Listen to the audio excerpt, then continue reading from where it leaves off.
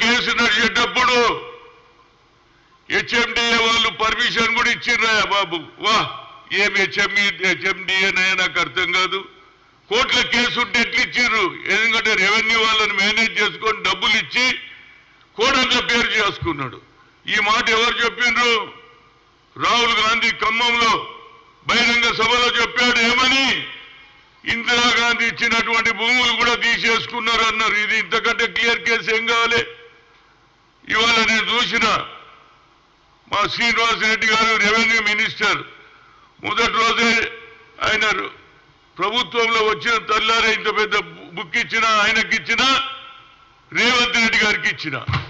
ఆ తర్వాత ఇది జరిగినాక హెచ్ఎండిఏ ఆఫీస్కు నేను, కోదండ రెడ్డి, శ్రీనివాస్ అనే వాళ్ళ మనవాడు మేము పోయినాము. పోతే కాగితాలే అయ్యారు మాకు.